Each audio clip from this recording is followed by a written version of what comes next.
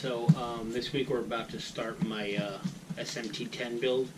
Like I said, we're going to turn this from a monster truck to a mega mud truck.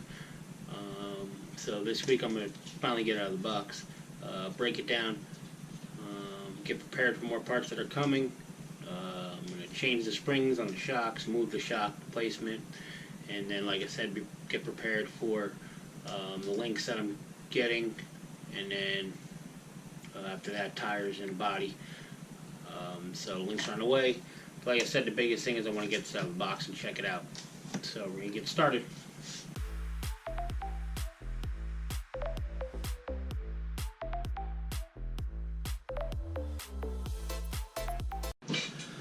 Alright, well, here's the first time I've seen it, and the last time it'll look like this.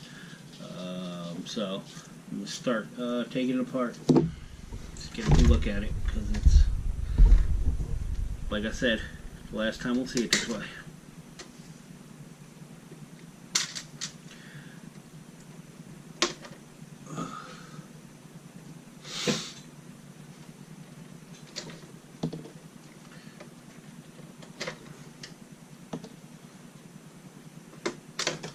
Nope, one body clip down. Alright. Man, this body is heavy. I guess it's these side pieces that make this body so heavy. It's definitely cool looking, but just not for me. So, some extra spikes, a bunch of extra spikes, wow. Extra heads, the guy inside. It's one thing you can say with Axial, they give you a ton of parts. There's a whole bunch of other stuff in there too. So, probably same radio, yep. So, I'm sure everybody's seen one of these.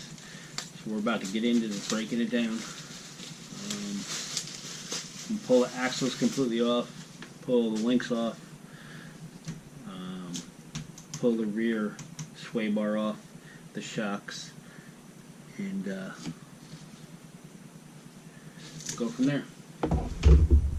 Let me clean this place up a little bit, get the body somewhere, and we'll start taking it apart. Okay, so before I get into this and breaking it down, I'm going to show you the parts that I have this week. Some STRC aluminum shock caps, trying to make the shocks a little bit better. I have some Axial springs. I have yellows for the back, and then I have some super firm blues. Wait, these are for the front. Yep, these are for the front. Those are for the back. So I've seen somebody else build one of these, and this is a spring combination they use, so I'm gonna try it out. Now that's the only parts I have this week. But what I'm gonna do is I'm running my shock straight to the axle, so I'm losing these lower arms here. This is a weak point because they have the shock mounts on them, and they're plastic. So I'm going with the Vanquish Incision line. They have an eliminator kit to eliminate these two for the front, and then Wraith uppers, I believe. And then some people do run these in the back, but I'm going to eliminate these also with the same incision kit to eliminate those to links, and then I'm gonna move my shocks to the axle and then take off the sway bar. Partly reason why I'm going with firmer springs is because I'm losing the sway bar, and I'm hoping that's going to help with the way this thing handles. So, but right now I'm just going to get this apart. I'm going to pull shocks, links, axles, all that stuff off, so I'm ready for next week or whenever my parts come in to film another video and get the links on. Alright, so I'm going to get working.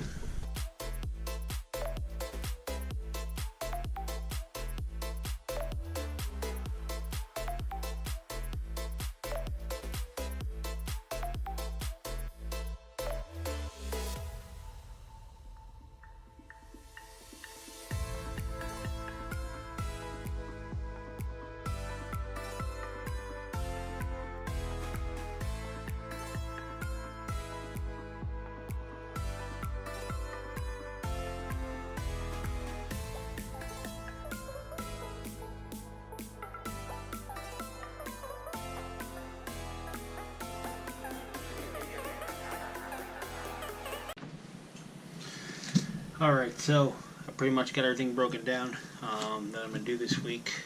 I got my rear shocks. Like I said, I'm just going to change the caps on them, change the springs on them. Got my front shocks, change the caps, change the springs. My knife.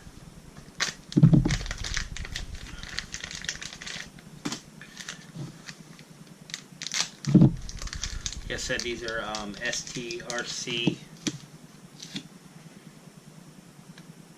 shock caps. What is up with that? I don't know if you can see that. There's something in that cap, but none of the other ones have anything in it. Let's see. Let's see if I can find something. What is that? I don't know. Hopefully I can get it out. Looks like some machined metal or something.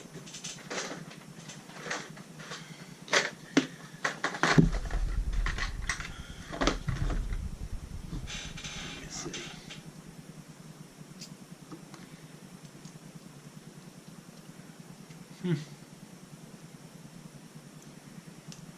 This is it's weird.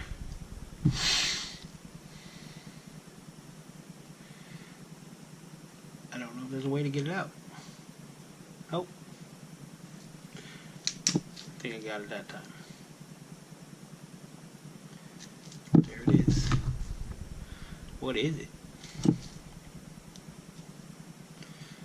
Yeah, it must be some machining metal or something. Anyway, got it out, so.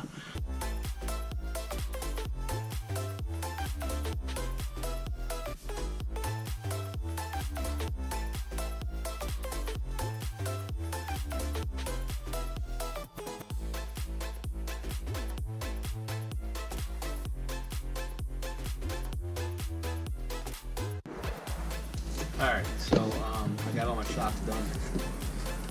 I went to go mount this one, and I don't know if you can see, but it hits the frame. The preload washer here definitely is hitting the frame. I'm not sure which hole I'm going to have to use either way until I get the axles on. I'm not sure, but I went into bags and I found these little spacers. And some pretty tall ones, but then a little size down. So what I'm going to do is just use those spacers and try to space the shock off the frame a little bit. Because I don't want my shocks on an angle or anything like that. So I don't know what these spacers are for. Funny thing is, I think they might be for the shocks, because the rest of the stuff on this sprue is all shock stuff. So there's 2 sets, luckily. I need one in the front. I don't know if I'm gonna need one yet in the front, but we're gonna find out. Like I said, I just don't want it to hit the frame, any part of the frame, put the shock at a weird angle. So add one of these spacers and hope it works. Let's see.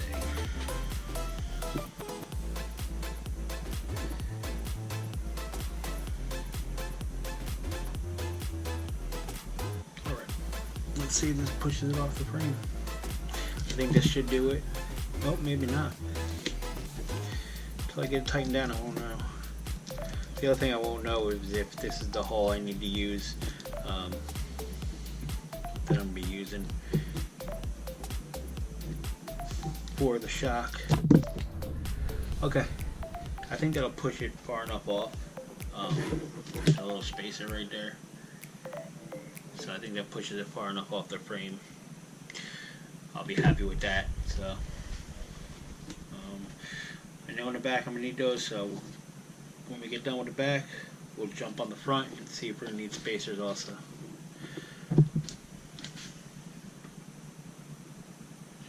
Alright, let me just finish this. Yep, here we go.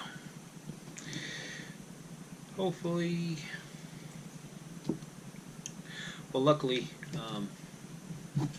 they give you Axial gives you a bunch of extra parts, so it's always good.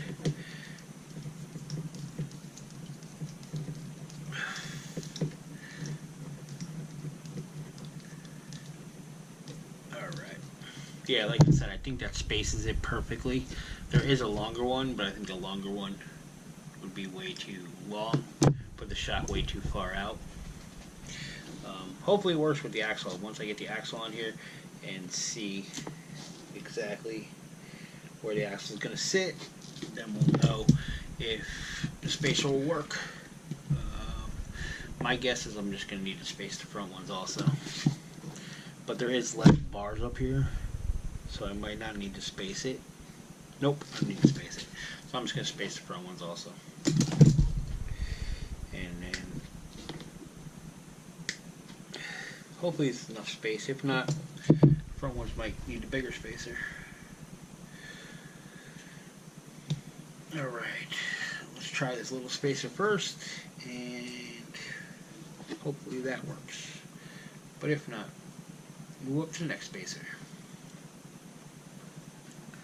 Again, I'm just going to put it in the center hole, and then once I get the links and the axles all lined up, I will figure out if that's the best mounting hole for them. Luckily there's 3 holes, so yep, that's middle side spacer does pretty good there, so I think that's the one to go with. Definitely nice to get extra parts like that though.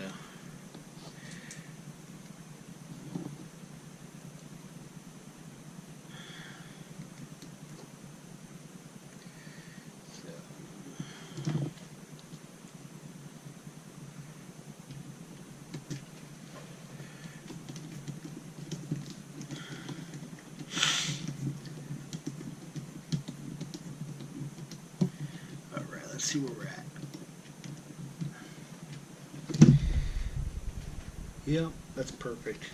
I might have been able to get away with the small spacer that was on there for front, but I mean the big spacer works good too. So basically that's going to be it for this week. Short little video. Just get them shocks mounted up and get ready, because hopefully my links are coming soon. We can get more of this done, because I want to run this thing. But thanks for watching. Come back. Try to post another video as soon as I get the links, and then go from there.